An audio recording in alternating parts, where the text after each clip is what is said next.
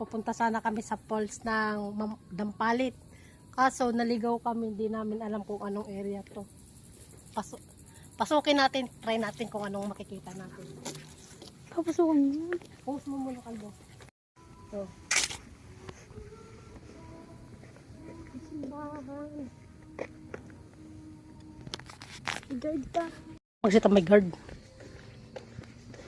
Simbahan to.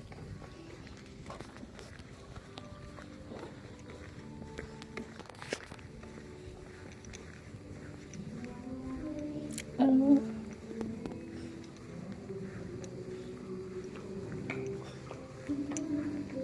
Naman.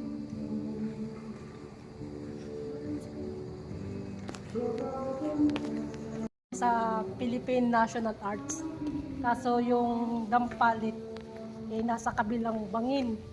Kasi nasa magkabilang bangin daw to. Dito ito, pakita mo. Yung bangin na yan.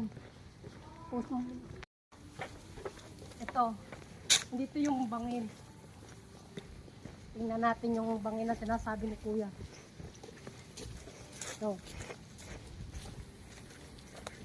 Ito yung bangin.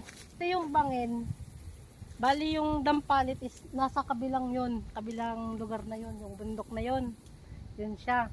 Kaso yung ituro sa amin ni Google, andito.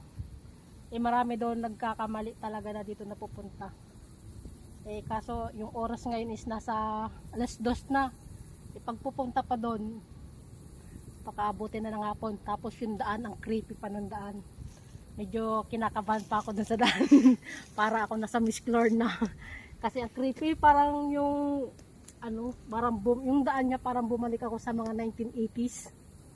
Yung kaba ko kanina, hindi ko maramdaman, hindi ko may paliwanag yung kaba ko na parang gusto ko nang itodo yung tatakbo ng sasakyan, kaso hindi kaya kasi paahon siya. Kaya yun. Pero ang ganda naman ng view dito sa may dito sa may kaliwa ko. Napuntahan natin. Ito yung lugar. Ito yung nakapawi ng pagod namin. Ang ganda. Kitang buo yung ito yung Calamba, Laguna. Ito yung Los Baños. Hindi ko alam kung anong tawag, kung saan lugar yung butas na yung sa may lake. Pero Laguna di ba yung kabuuan na yun. Diba kitang-kita yung ganda, ang sarap Pero hindi nyo to makikita kung boss nyo lagi ang uunahin nyo. Kaya dapat